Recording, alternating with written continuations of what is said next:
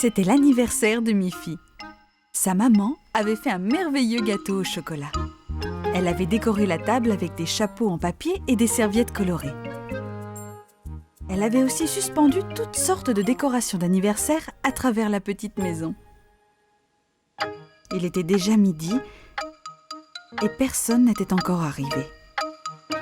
Miffy se demanda si quelqu'un allait venir à sa fête. Elle regarda par la fenêtre, mais il n'y avait personne à l'horizon. Où sont-ils donc ? Demanda-t-elle à sa maman. Nous avons envoyé les invitations à tous tes amis, Miffy, dit sa maman. Je suis sûre qu'ils ne vont pas tarder. À cet instant, on sonna à la porte.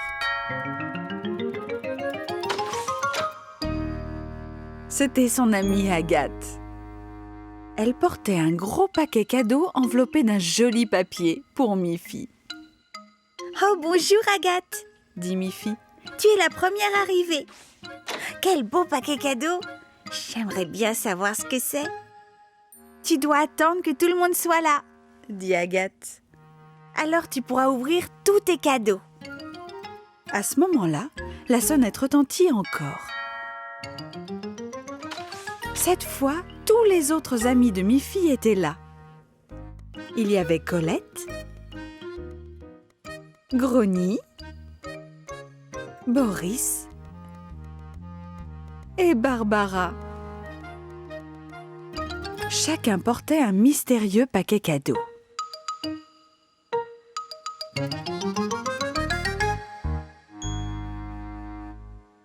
Avant d'ouvrir tous ces cadeaux, mangeons le gâteau d'anniversaire avec la crème glacée, dit maman Pompon.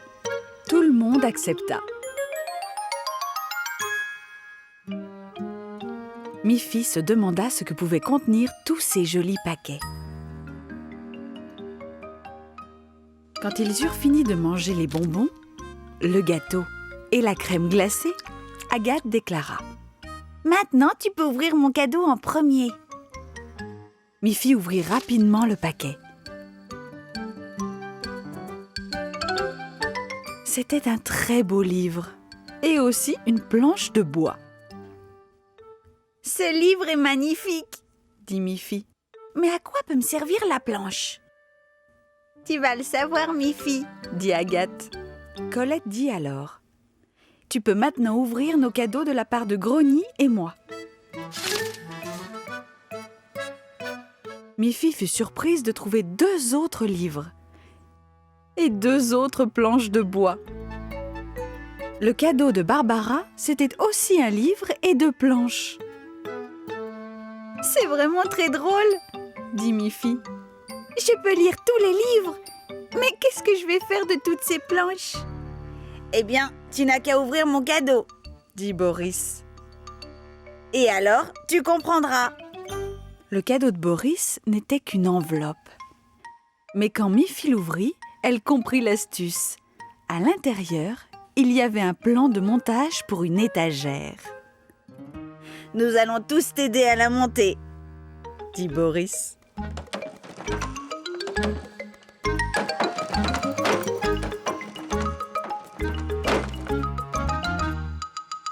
Bientôt, Miffy admira sa belle étagère.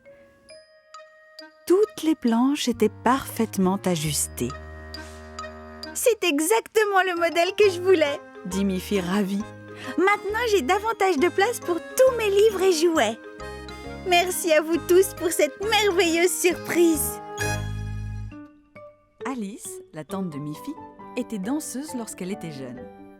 Elle aime toujours danser. Et elle décida de donner des leçons de danse à Miffy et à ses amis. Un samedi matin, Miffy, Guillemette, Mélanie et Agathe se rendirent chez tante Alice sur la colline pour leur première leçon de danse. Avant toute chose, tante Alice offrit à chacune quelques délicieux biscuits et du cacao.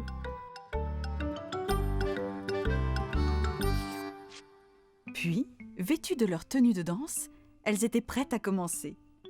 « Danser paraît facile, » dit tante Alice. Mais, en réalité, cela demande de gros efforts. Vous devez beaucoup travailler pour apprendre les vrais pas de danse. Tout d'abord, je vais vous montrer ce qu'il faut faire.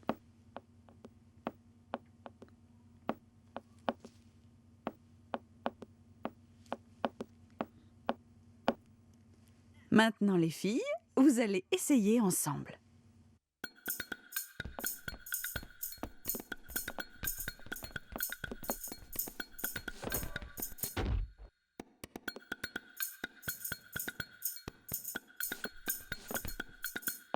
C'était vraiment difficile. Mais quand tante Alice se mit au piano, le rythme guida leurs pas.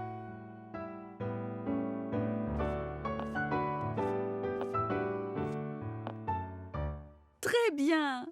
Maintenant, je vais vous montrer comment faire une pirouette sans perdre l'équilibre.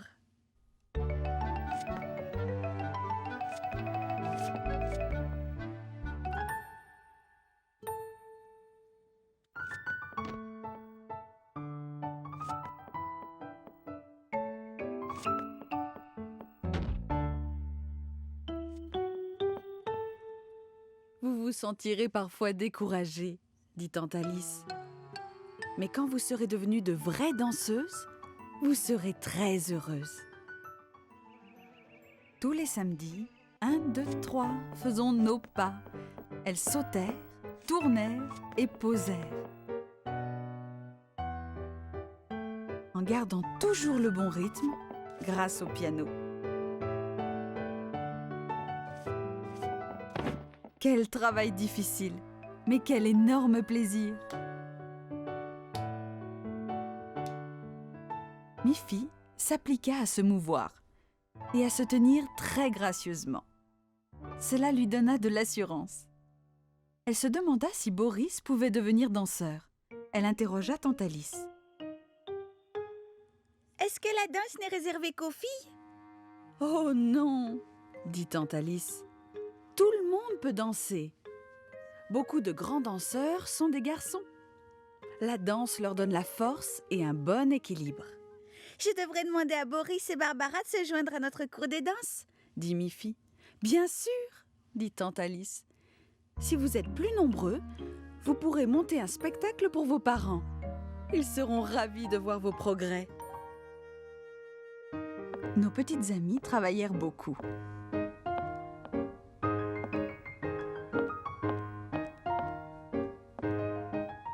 Miffy se demanda. Est-ce que Boris aimerait devenir danseur? Un jour, en rendant visite à Boris, Miffy eut la grande surprise de découvrir que Boris était déjà un danseur.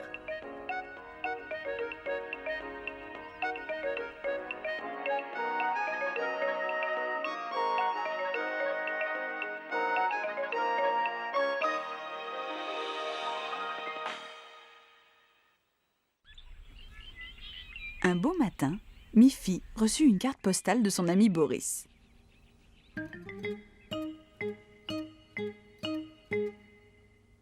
Boris vivait dans un chalet qu'il avait construit tout seul, en plein milieu de la forêt. La carte postale était d'ailleurs une belle photo de sa maison. Au dos, Boris écrivait « Chère Miffy, j'attends ta visite. Je voudrais que tu m'aides à ramasser des myrtilles.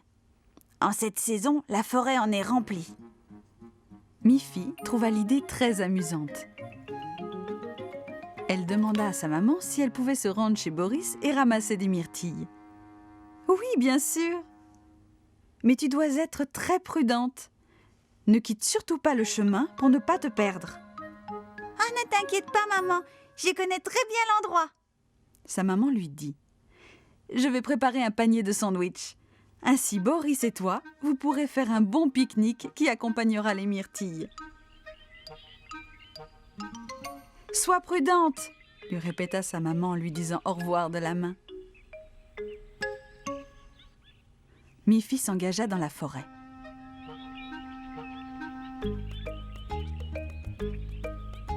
Elle entendait les oiseaux chanter.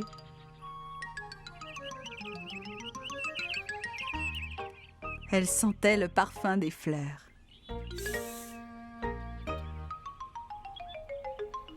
Elle vit de superbes papillons de couleur voltant de ci, de là. La forêt était pleine de merveilles, à voir, à sentir et à écouter. Elle regarda à droite, puis à gauche, et regarda vers le ciel. Elle regarda partout, tout autour d'elle. Soudain, elle regarda droit devant, et la maison de Boris était là. Boris était sorti pour la recevoir. Bonjour Miffy, je suis très heureux que tu aies pu venir. Il y a tellement de myrtilles à ramasser dans la forêt.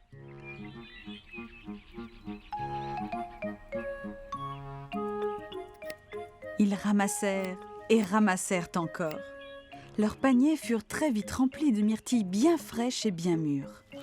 Leur estomac aussi était plein de myrtilles fraîches et mûres et de sandwichs.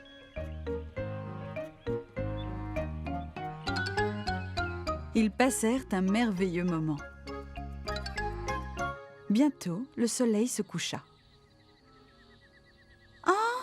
dit Miffy. « Il est temps de rentrer chez moi. Tu crois que tu retrouveras le chemin ?» demanda Boris. Il était un peu inquiet que Miffy ne se perde. « Ne te fais pas de soucis, Boris. Je connais bien le chemin. » dit Miffy. Elle se mit en route avec son panier plein de myrtilles.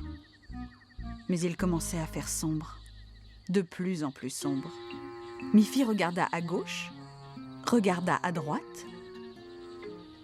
mais tous les arbres se ressemblaient. « J'ai très peur. Je crois bien que je me suis perdue, » dit Miffy. « Pas du tout, » dit Boris.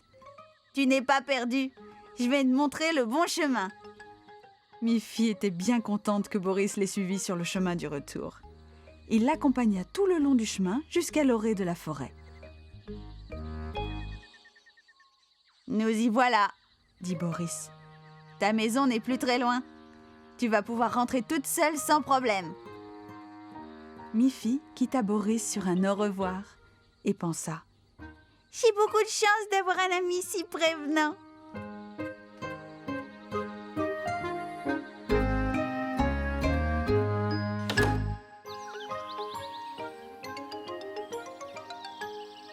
Un matin, au lever du soleil, Miffy se réveilla avec une sensation de faim.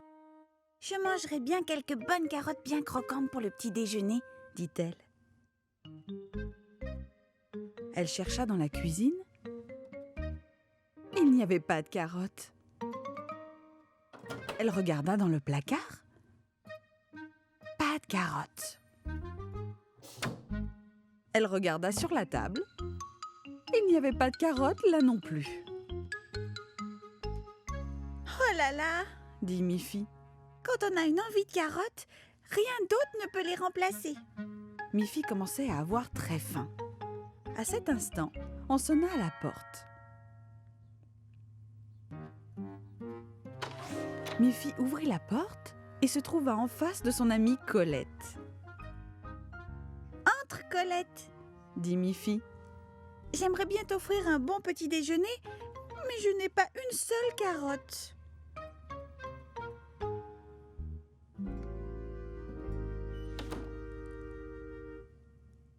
Incroyable, dit Colette.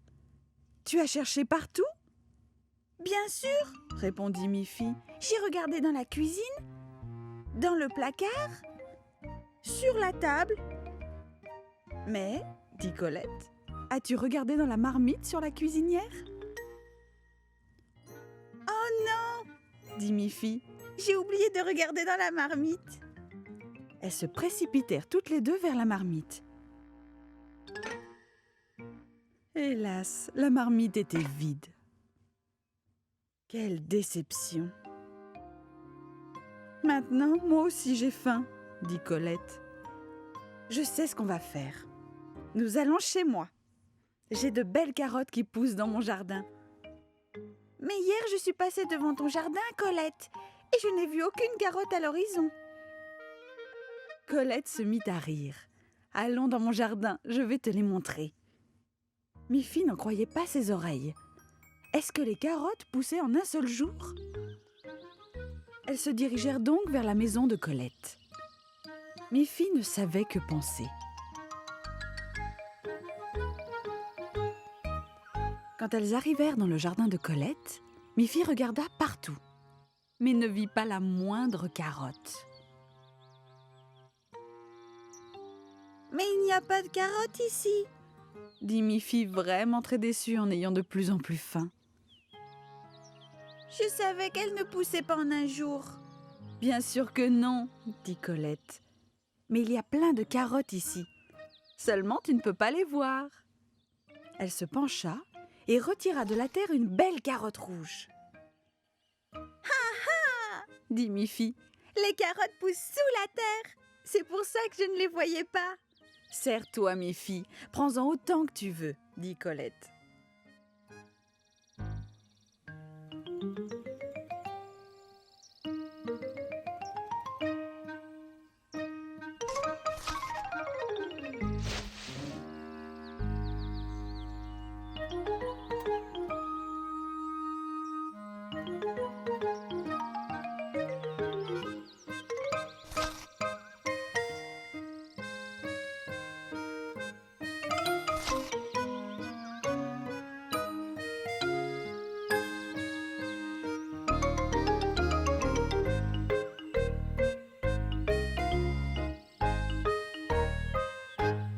Quand la cueillette fut terminée, elles s'en retournèrent chez Miffy avant de croquer comme petit déjeuner leurs belles carottes.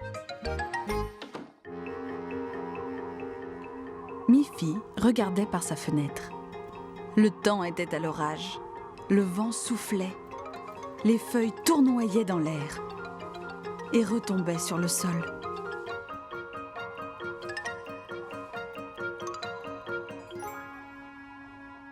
Mais soudain, le soleil apparut.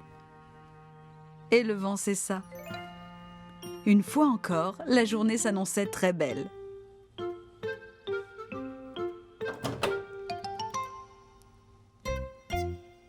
Miffy prit un ballon et sortit pour jouer.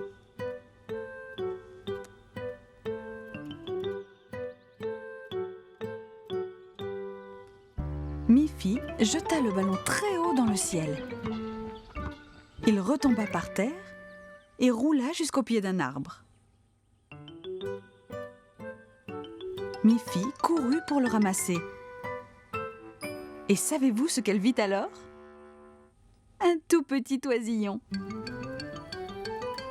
La tempête l'avait expulsé de son nid. Et il était encore trop petit pour pouvoir voler.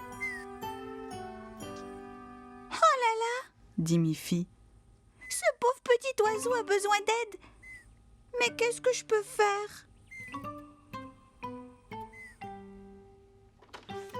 Miffy décida de l'emmener chez elle et le montra à sa maman. Comment faire pour aider ce pauvre petit oiseau? Je pense que la tempête a dû le chasser de son nid. Il doit être blessé. Maman Pompon examina le petit oiseau.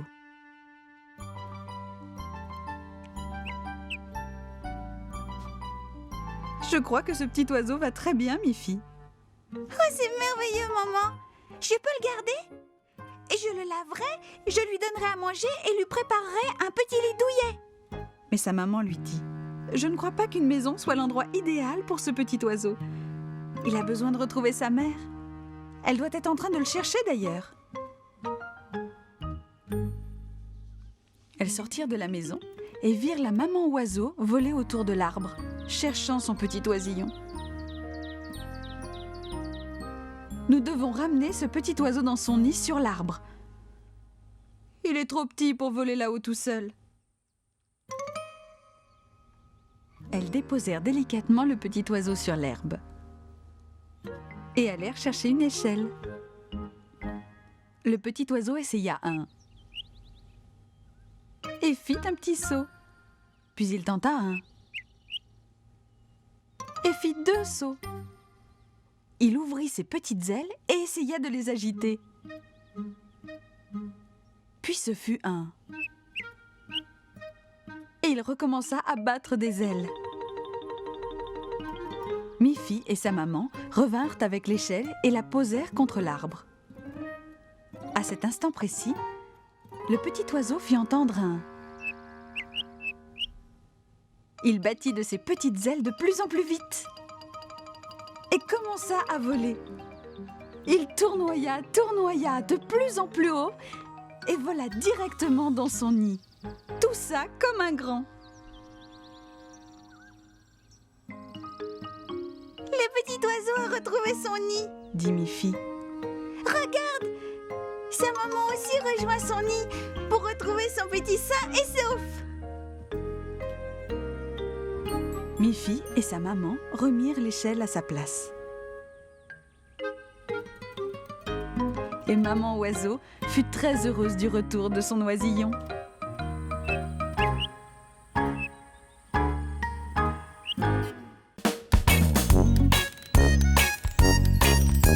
Miffy court et c'est la joie.